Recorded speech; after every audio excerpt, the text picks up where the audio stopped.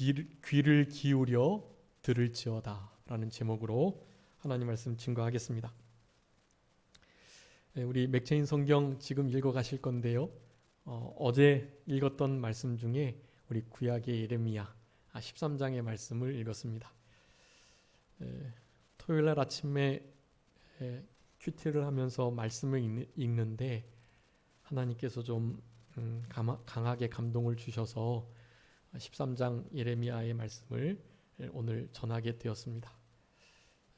오늘 이 말씀을 봉독할 때 말씀을 함께 마음으로 읽으셨을 건데요. 우리 성도님들의 마음속에 어떤 마음이 들었는지 궁금하고요.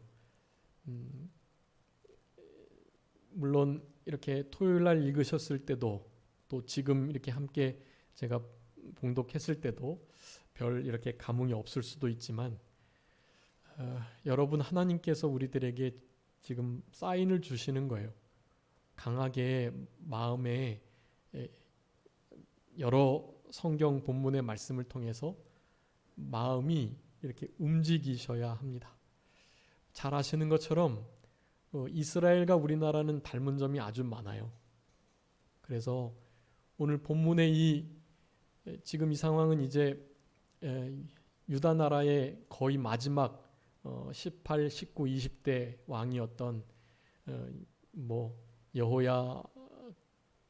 여호야긴, 시드기야 이런 시대에 지금 사역했던 예레미야 선지자인데요. 그러니까 아수르 나라에 의해서 북쪽 이스라엘은 벌써 망했고요. 남쪽 유다 나라마저도 이제 망하게 되는 거예요. 아수르가 아주 강한 세력이었는데 제국을 이루었는데 그 제국을 견제하고자 이 남쪽 유다 나라는 이쪽 남방의 애굽이나 혹은 저 북방의 바벨론과 연합을 해가지고 이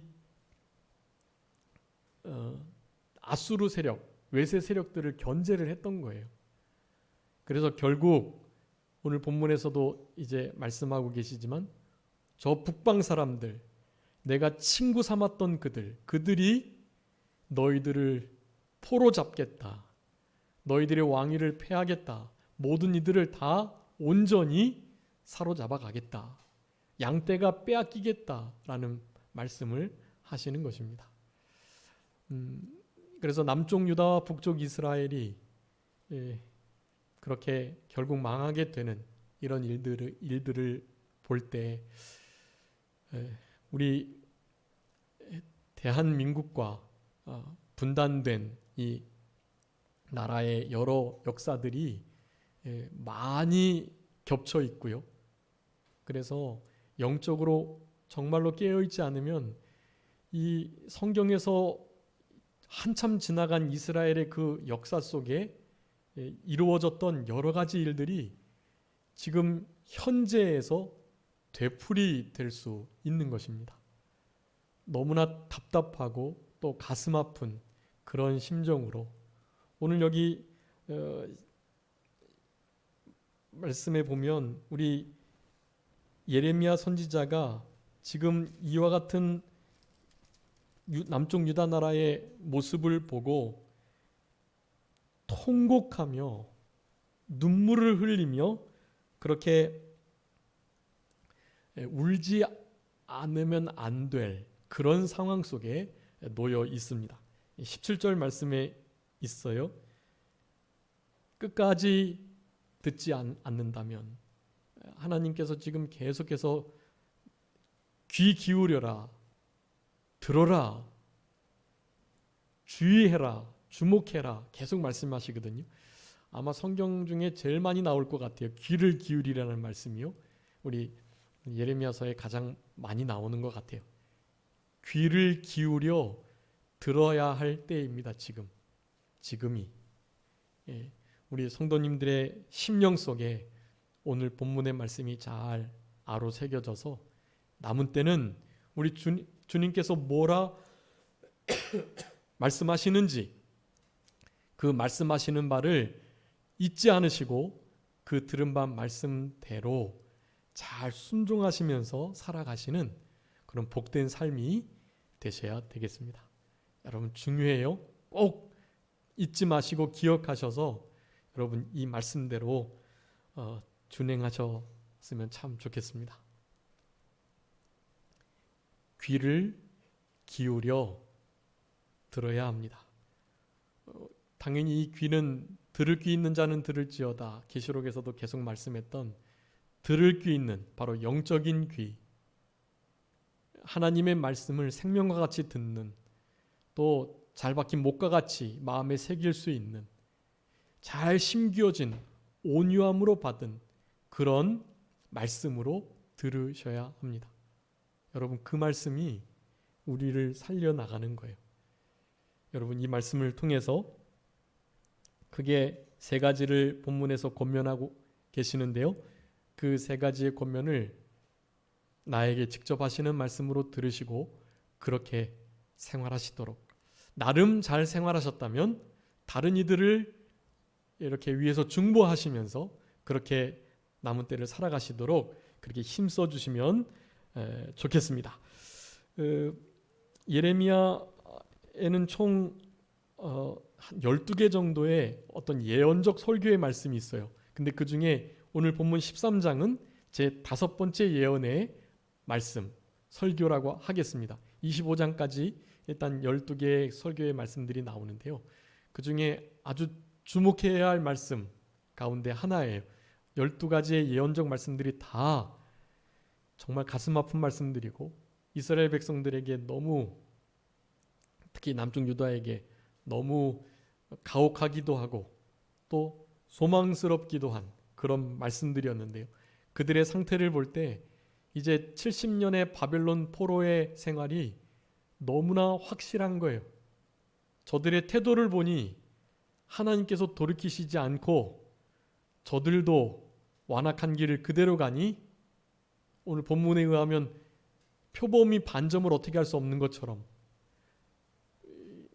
흑인이 그 피부를 희귀할 수 없는 것처럼 그저 죄악이, 교만이 자기의 제2의 천성이 돼가지고 그것을 습관적으로 계속해서 하나님 앞에 범죄하는 그런 일들이 계속 되는 그런 상황에 하셨던 말씀이다. 특별히 1절부터 14절까지요. 두 가지 아주 실물적 교훈을 하고 계세요. 실물적 교훈이라는 것은 이스라엘 백성들이 못 알아들으니까 예레미야 선지자가 실제적으로 행동을 해가지고 그들로 알게 하는 거예요. 첫 번째는 배띠를 사가지고 둘렀다가 그것을 유브라데 강 가에 묻어두라는 거예요. 그 배띠인데요. 배띠는 특별히 제사장들이 에봇 위에 두르는 바로 그 띠를 가리키는 것입니다. 거룩한 띠. 하나님께서 우리를 피로 값주고 사셨다는 의미이거든요. 그래서 우리의 것, 자기의 것이 되게 하셨다라는 의미예요. 그 거룩한 띠를 띄었다가 묻으라는 거예요. 그게 물이 묻으면 금방 썩으니까요. 물에 닿지 않게 잘 보관하고 있다가 갑자기 그것을 또 묻으라고 하는 거예요. 그래서 묻었는데 며칠 뒤에 가가지고 파가지고 와라 명령을 하시니까 가서 가지고 오려고 해보니까 띠가 어떻게 됐겠죠? 다 썩어 있는 거예요. 이게 배띠에 썩는 이 실물 교훈을 통해서 가르쳐 주시고자 하는 교훈이 있다는 것입니다. 주보에 요약해 두었으니까요. 잘 읽어보시고요. 우리 영상으로 예배 드리시는 성도님들께서도 우리 카톡으로 이렇게 주보 보내드렸으니까 그 주보를 클릭해서 확대하셔가지고 이렇게 주보에 있는 요약되어 있는 말씀을 살펴보시면서 그렇게 예배해 주시기 바랍니다. 이스라엘 백성들이 그 띠와 같은데 그 띠가 물에 닿아서 그 물은 세상의 물결을 의미하고요. 물에 닿아서 결국 습기가 생기니 썩어질 수밖에 없는 거예요. 하나님께 이용당하지 못하고 하나님의 손에서 떨어지면 그냥 무용지물이 되는 거예요. 그런데 이스라엘 백성들이 얼마나 교만했는지, 얼마나 악을 많이 지었는지 마치 그 썩어버린 배 띠와 같이 이스라엘 백성들의 교만을, 이스라엘 백성들의 자신들을, 이스라엘 백성들 자기들을 우리 하나님께서 심판하시고 그렇게 썩어서 없어지게 하시겠다라는 교훈을 하시는 거라는 것입니다. 그리고 12절부터 14절까지는 포도주의 가죽 부대의 실물 교훈인데요. 그 가죽 부대에 포도주가 가득 차겠다고 말하라는 거예요. 근데 이스라엘 백성들이 그 말을, 예레미야 선지자의 말을 듣고 그러는 거예요. 아니, 가죽 부대에 포도주가 당연히 차지 않겠어요? 지금 포도주가 넘쳐나고 가죽 부대에 포도주가 다 채워지겠죠. 뭘 그런 것을 무슨 예언이라고 하는 거예요. 하는 말을 한 거예요.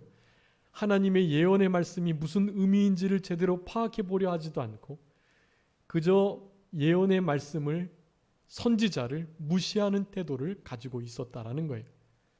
여러분, 이 포도주는 성경에서 여러 가지 의미가 있는데요.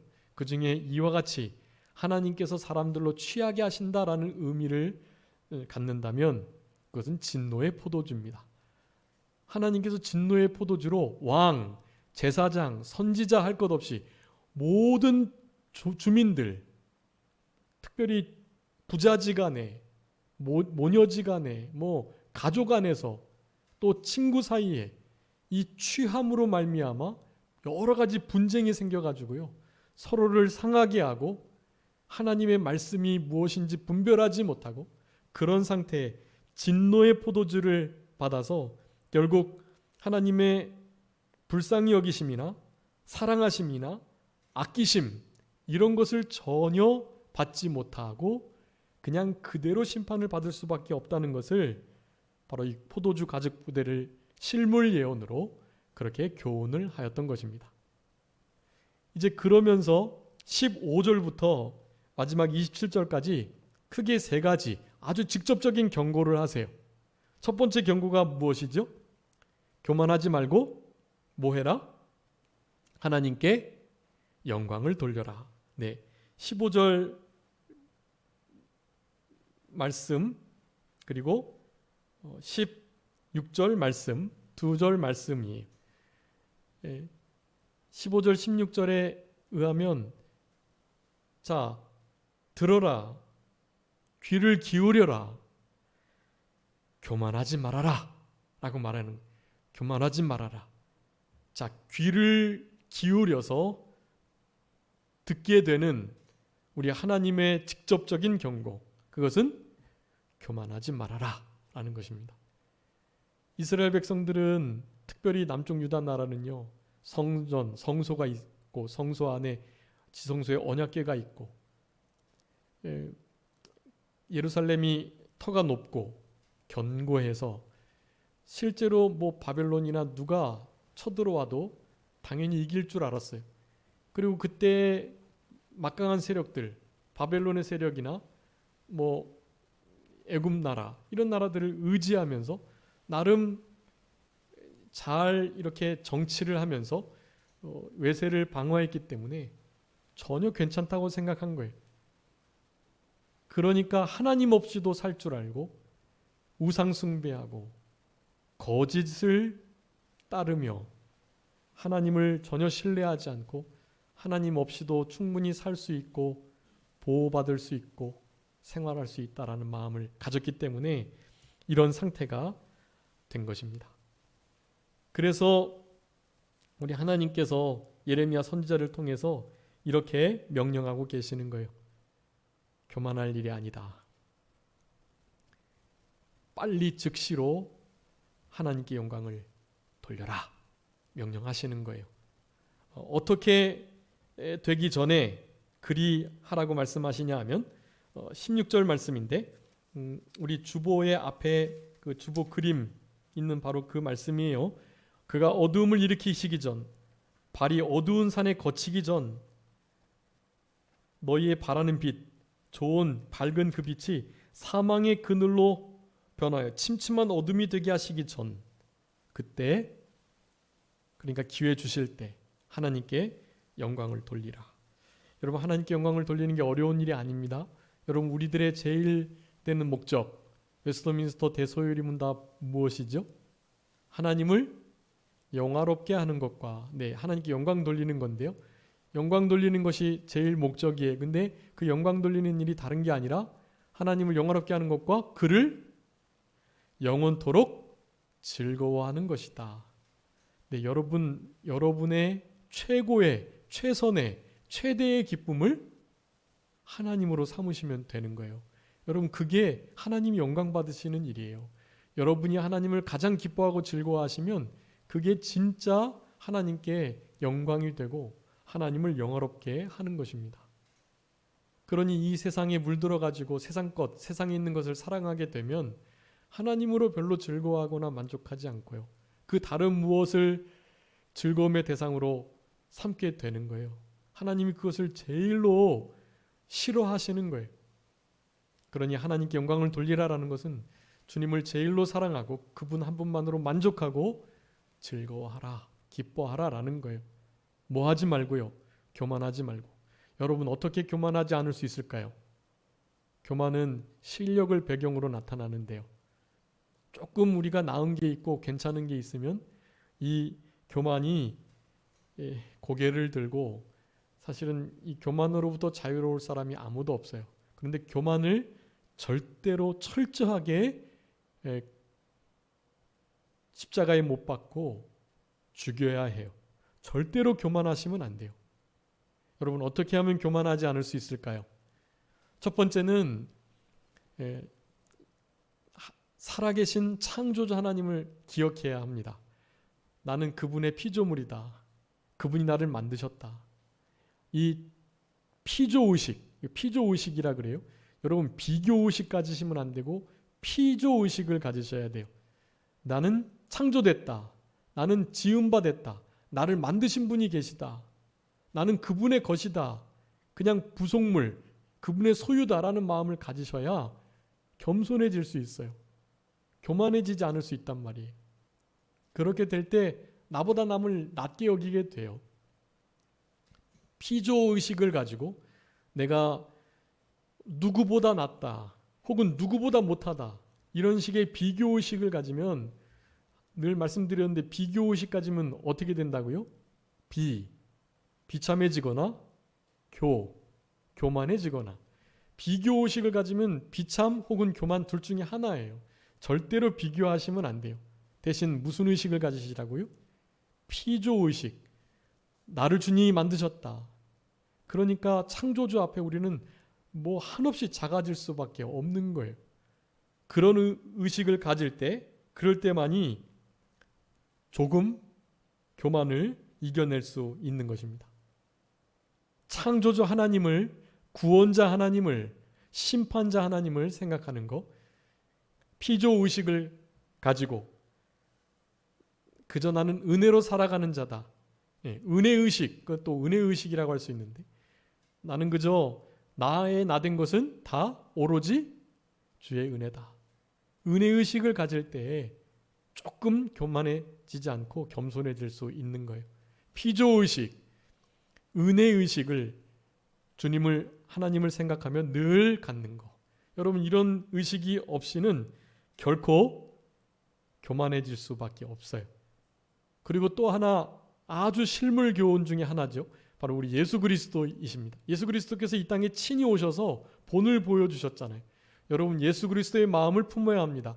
예수님을 본받고 예수님을 생각할 때 여러분 조금 겸손해질 수 있어요. 나는 마음이 온유하고 겸손하니 나의 멍에를 메우고 내게 배우라. 그리하면 쉼을 얻겠다. 여러분, 우리 주님을 닮아가시려고 애쓰셔야 됩니다. 빌립보서 2장 5절에 있는 것처럼 너희 안에 이 마음을 품으라. 곧 그리스도 예수의 마음이다 라고 말씀하세요. 예수님의 마음을 품고 예수님을 닮아야만 우월감이나 열등감이나 또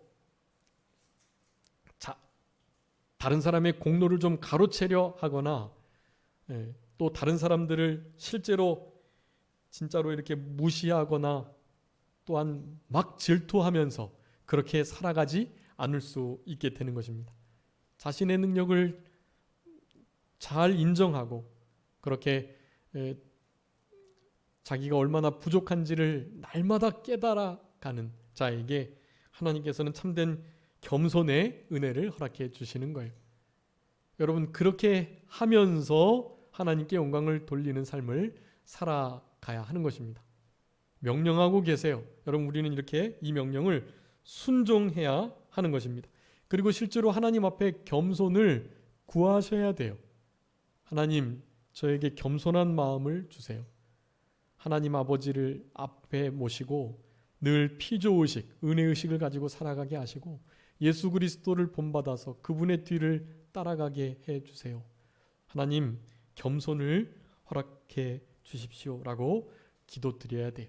여러분, 스바냐서 2장 3절에 여호와의 규례를 지키는 세상의 모든 겸손한 자들아, 너희는 여호와를 찾으며 공의와 겸손을 구하라 라고 말씀해요. 겸손을 구하라 명령하고 계시니까 겸손한 자들이 하나님 여호와의 분노의 날에 숨김을 얻겠다고 말씀하셨기 때문에 결코 겸손하셔야 합니다. 여러분, 겸손하지 못하고 교만해질 때 하나님은 진짜 버리세요. 여러분 잘 알고 계시죠? 잠언 3장 34절, 거만한 자 비웃으시고 겸손한 자에게 은혜 주신다. 야고보서 4장 6절, 더욱 큰 은혜를 주시는데 교만한 자를 물리치시고 겸손한 자에게 은혜를 주신다라고 말씀하고요. 베드로전서 5장 5절에서도 말씀합니다. 하나님은 교만한 자를 대적하시되 겸손한 자에게 은혜를 주시느니라. 여러분, 이건 성경의 공식이에요. 교만한 자를 어떻게 하시고요? 대적하시고 물리치시고 또 비웃으시고 겸손한 자에게는요, 은혜를 베풀어 주신다. 여러분, 이런 겸손을 하나님께 구하시고 하나님께서 이 겸손을 우리들에게 허락해 주시려고 여러 가지 고난을 주세요. 고통 속에서 겸손이 만들어집니다.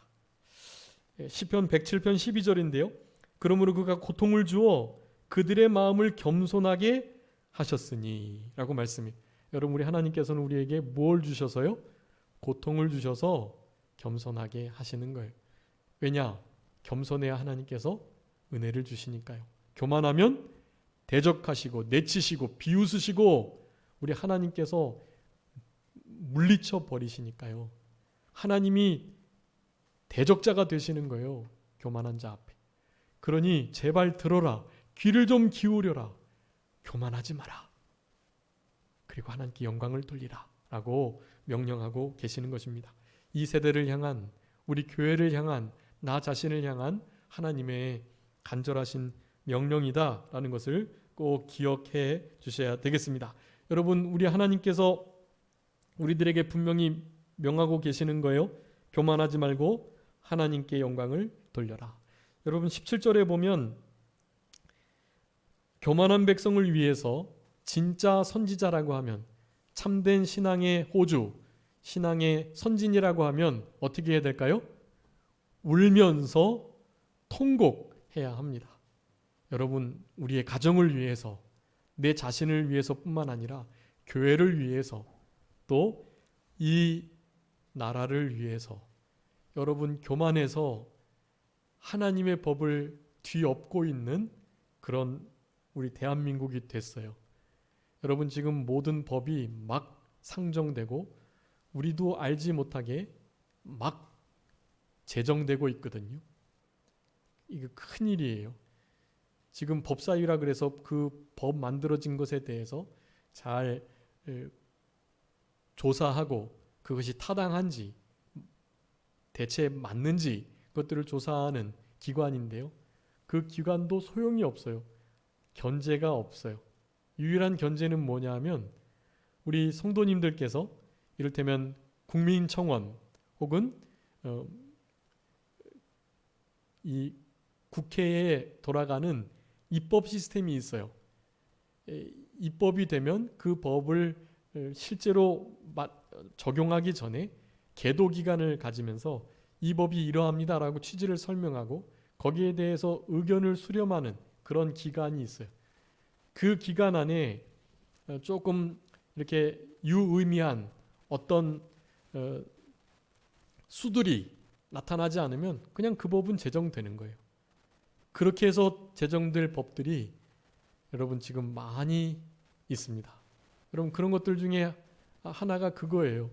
평등법, 차별금지법, 포괄적 차별금지법, 뭐 이런 법들이에요. 뭐 학생인권조례 이런 것들은 뭐 지자체 안에서 벌써 통과돼서 뭐 시행되고 있기도 하고요. 여러분 이거 무슨 좌우의 문제가 아니에요.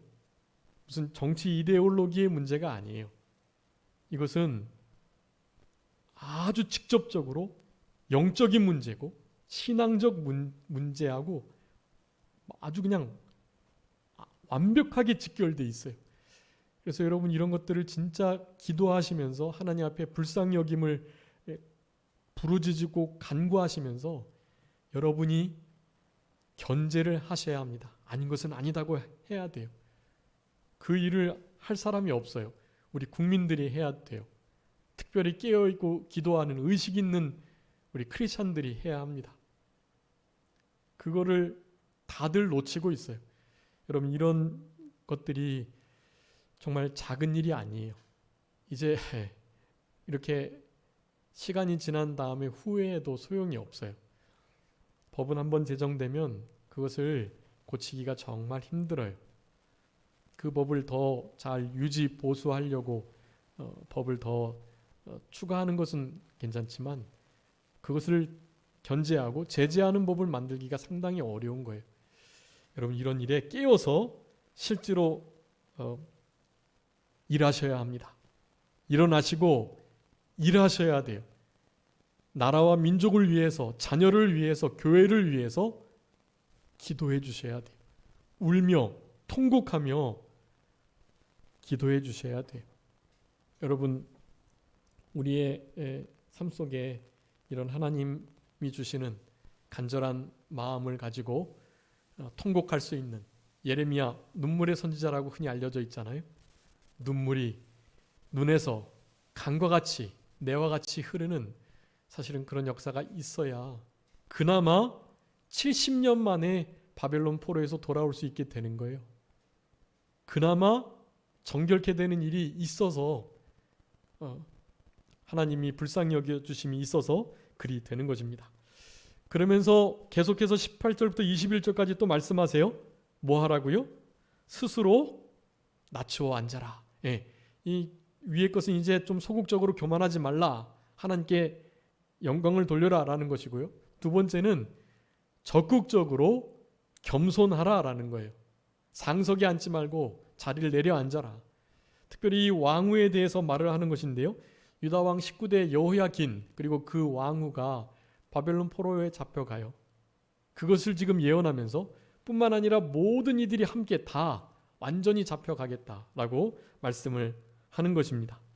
여러분 이런 일의 예언의 말씀대로 실제로 그렇게 다 끌려가고 잡혀가는 왕위가 폐위되는 일들이 있었던 거예요. 이런 말에 귀를 기울이지 않았기 때문에 겸손해지지 못했기 때문에 하나님의 대적하시는 내치시는 비웃으시는 역사로 남쪽 유다 나라마저도 바벨론에게 포로 잡혀갔던 것입니다. 그리고 70년 동안이나 포로 생활을 하게 되었던 남쪽 유다 나라는 것을 우리가 알죠. 그런데 그 남쪽 유다들을 잡았던 그 세력은 어떤 세력이라고요? 북방 세력. 친구 삼았던 바로 그 자라는 거예요. 그들을 의지해서 외세를 견제하고 그들을 신뢰했는데 신뢰하는 그들이 배반해서 결국 포로를 잡았던 그와 같은 일이 있었다라는 것입니다. 얼마나 고통스러운지 배반, 배신의 고통은 말할 수 없잖아요. 그런 고통과 실제적인 비참함을 경험했던 저들이 되는 것입니다. 여러분 우리가 믿는 그 무엇이 반드시 돌아와 가시가 될 수 있어요. 그러니까 누구만 믿어야 될까요? 하나님 아버지 여호와 그분만을 신뢰하셔야 돼요. 다른 것은 믿으시면 안 돼요. 사람은 믿으시는 게 아니라 사람은 어떻게 해야 된다고요? 사랑해야 되는 거예요. 사람은 믿을 바가 아니라 사랑해 주어야 할 바예요. 믿음의 대상은 오직 하나님, 그분뿐이시라는 것을 여러분 꼭 기억하셔야 될 것입니다. 이스라엘 백성들이 이렇게 힘들었던, 이렇게 징계를 받고 어려웠던 이유는 25절의 말씀이에요. 너희가 나를 잊어버리고 거짓을 신뢰한 까닭이다. 거짓을 처음엔 거짓이라고 안 하죠. 거짓말하는 자들은 자기가 거짓말쟁이라고 말 안 해요. 얼마나 의롭고 착하고 신실하고 진실된 자라고, 나는 거짓말 안 해, 거짓말 한 적이 한 번도 없어 라고 말을 하죠. 그런데 그 거짓 것을 믿은 신뢰한 까닭에 하나님의 이 진노를 피할 수 없었다라는 것입니다. 하나님을 잊어버리고 하나님의 말씀에 귀 기울이지 않고 세상을 의지하고 신뢰하고 거짓 것으로 진리인 줄 알고 생활하게 되면, 그러면 하나님의 이 진노를 피할 수밖에 없다. 귀 기울여 들어라 라고 말씀하고 계세요. 그래서 22절부터 27절까지 그래서 이제 말씀하시는 거예요. 마지막 27절에 얼마나 오랜 후에야 정결하게 되겠는가, 정말 탄식하며 하시는 말씀. 이것은 지금 정결해야 된다는 거예요. 빨리 회개하고 정결하라, 성결하라, 그러니까 거룩함과 깨끗함을 유지해라 라고 말씀하시는 거예요. 그런데 이런 안타까운 외침조차도 이스라엘 백성들이 듣지 않았어요. 그래서 결국 하나님의 진노를 피하지 못하게 되었다라는 것입니다. 여기 큰 죄악, 익숙한 악이 마치 우리의 또 다른 마음이 돼가지고 구스인, 흑인이 피부를 희게 할 수 없고 표범이 그 반점을 어떻게 변할 수 없는 것처럼 계속해서 악을 범하고 거짓을 신뢰하니 하나님의 진노를 피할 수 없게 되었다라는 것입니다. 그렇지만 하나님을 잊어버리고 신뢰했던 거, 모든 음란과 음행과 가증한 거 철저하게 회개할 때 여러분 정결하게 될 수 있습니다. 여러분, 우리는 이 소망을 갖는 거예요. 하나님께서는 늘 기회를 주세요. 그래서 우리가 회개하기만 하면, 정결케 하기만 하면 반드시 기회를 주시고 한 번 더 불쌍히 여겨주시고 도와주세요. 여러분, 지금 우리나라가 이와 같은 상황에 놓여 있다는 현실을 직시하시고 우리가 교만하지 않고 더 이상 스스로 낮추고 진짜 오래된 잘못들을 다 내려놓고 철저히 회개함으로 성결케 되는 이 일이 있으면 여러분, 이 일을 통해서 주님께서 한 번 더 진노 중에도 긍휼을 베푸시는 역사가 있게 될 것입니다. 그런 역사를 여러분 이때에 이루셔야만 해요. 여러분, 이런 일을 위해서 우리를 두셨다. 그러기 위해서 결국 귀를 기울이는 게 중요해요. 여러분, 귀를 기울이셔야 합니다. 하나님의 말씀에, 주의 법에 귀를 기울이셔야 돼요. 다른 곳에 귀 기울이지 마시고 하나님께 귀를 기울이세요. 중요합니다. 근데 늘 말씀드리지만 귀 기울이는 것도, 우리의 귀가 열리는 것도 우리가 하는 일인가요? 아니에요.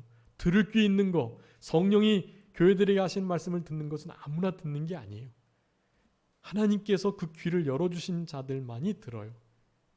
귀에 할례를 받은 자. 여러분, 그 주보에다가 제가 써놨어요. 예레미야 6장 10절에 너희들이 하나님 말씀을 듣지 않는 이유가 있다. 그것은 귀에 할례를 받지 않았기 때문이다. 여러분, 할례가 뭐예요? 신약의 세례이고, 세례는 뭐예요? 그리스도의 할례, 바로 예수 그리스도의 구속의 보혈을 믿고 깨끗해지는 것을 의미해요. 예수 그리스도로 자랑하고 하나님의 말씀을 신뢰하고 믿고 의지하고 성령으로 봉사하는 일, 그게 진짜 할례당, 진짜 세례당이잖아요. 그런 그리스도의 할례를 받은 자답게 나는 죽어지고 주님이 내 안에서 사는 그런 삶을 살아가는 자가 할례를 받은 자예요. 더러운 것을 베어버리는, 정결케 되는. 여러분, 귀에 할례를 받지 않았기 때문에 이스라엘 백성들은 하나님의 말씀을 듣지 않았던 거예요. 그런데 또 요한복음 7장 17절에 보면 너희들이 하나님의 뜻을 행하려고 한다면, 하나님의 뜻을 행하려고 하는 자만이 진짜 하나님의 뜻을 분별할 수 있고 제대로 들을 수 있다는 거예요. 순종할 마음도 없이 말씀을 들으려고 하면 안 들려요. 말씀을 순종하려는 마음을 진짜 가질 때 그 말씀이 들리고 그 말씀이 과연 하나님의 말씀이구나 깨달아지게 된다라는 것이에요. 특별히 요한복음 8장, 10장, 18장 이 말씀에 의해서 요한 1서 4장까지요. 아주 중요한 말씀을 하고 계시는데요.